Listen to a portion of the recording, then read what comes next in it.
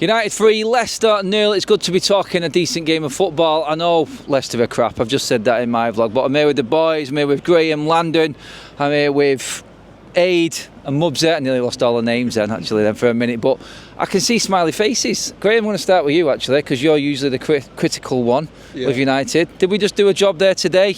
See Rudolph in the right way? Or was there more to be concerned about? I think we were professional. We put the effort in, especially Ahmed.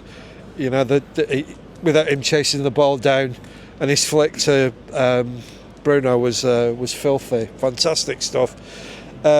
Impressed with the double pivot with Casemiro and Ugarte.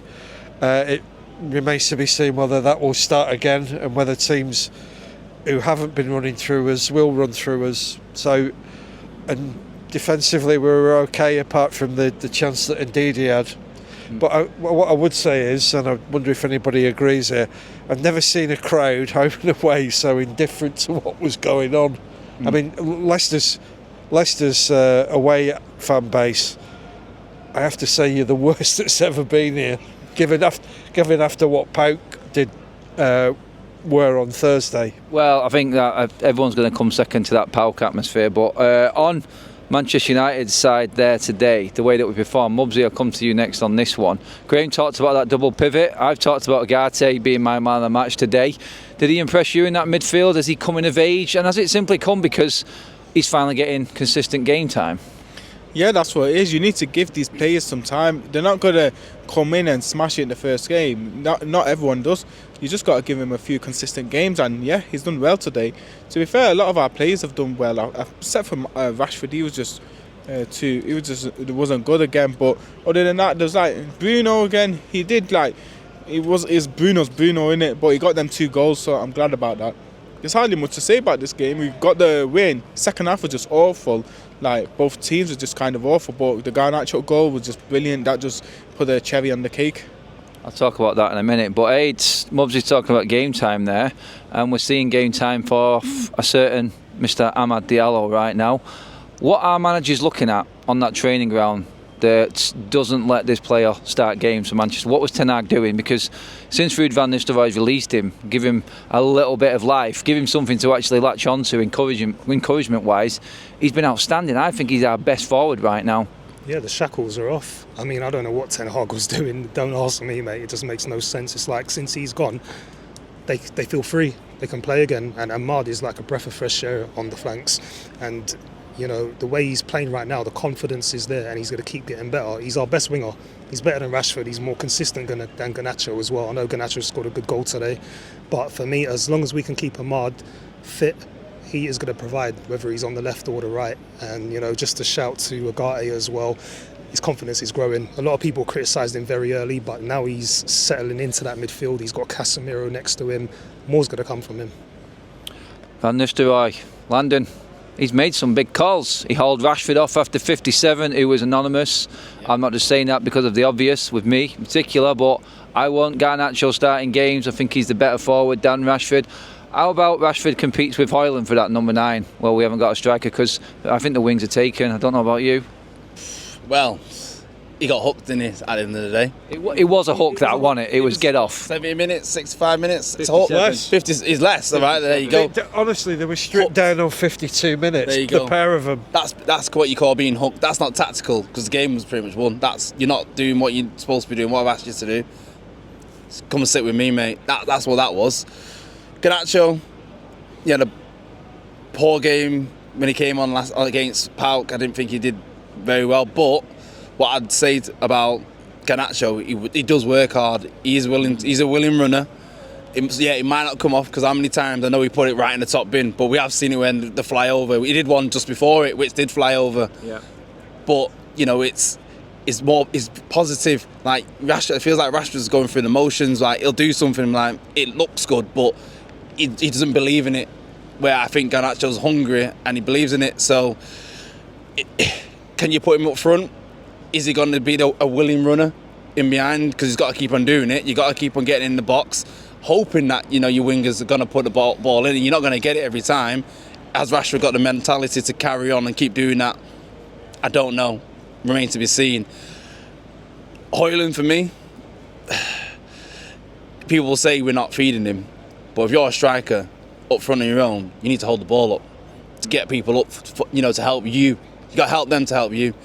He's losing the ball, he's not holding it up, so the wingers aren't getting up with him to get crosses in. So the wingers are pretty much kind of doing it on their own. We need to kind of get some sort of fluidity between three players. So whether that is Garnacho, Højlund, Ahmad, or Garnacho, Rashford, Ahmad, I don't care. Just something needs to click. We need cohesion. We need a front three that works. Yeah. Here's a shout. Anyone? Bruno, false nine.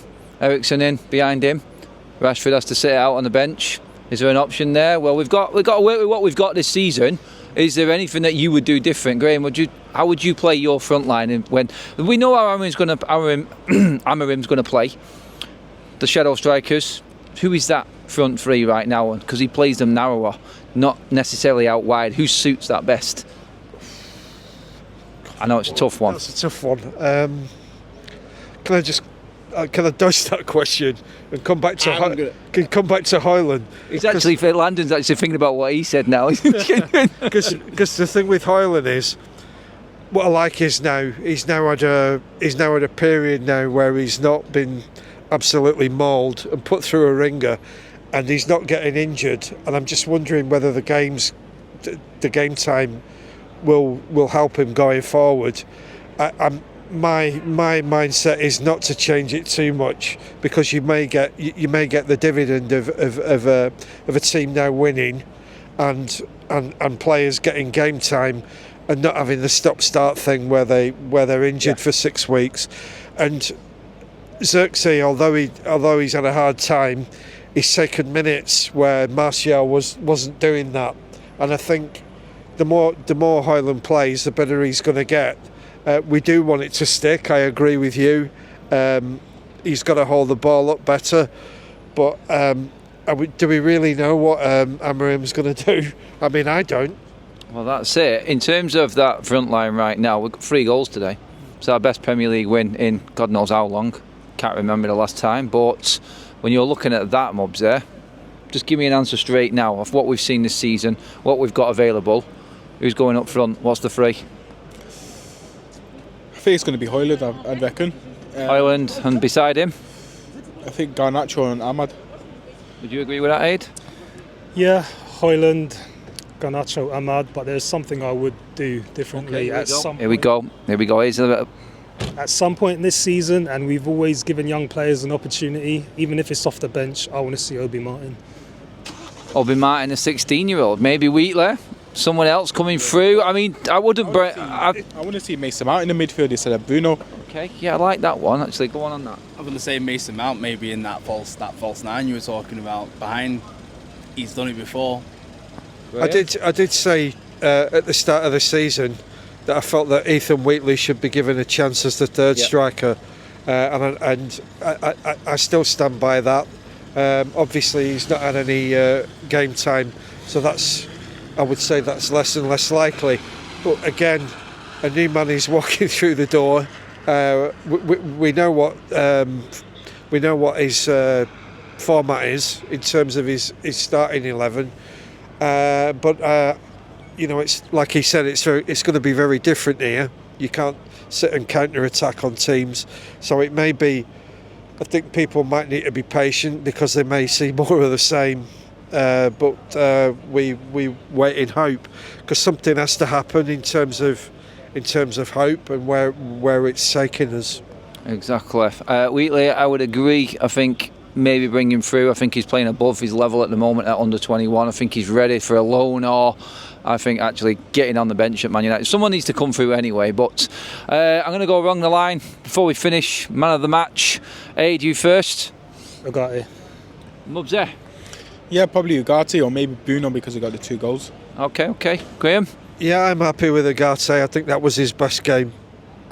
Don't feel peer pressured now, Landon. Now I'm going to go Ugarte, closely followed by De Ligt. I thought De Ligt was class today. I agree with that. Unsung hero at the moment. I think he's been rock solid. Drop your comments in below. Has any of the lads made a point that you were trying to talk about? Let us know what you think in your man of the match as well. And is this officially the turning point for our season? Don't forget, 4 points off third in the league. Where did that come from?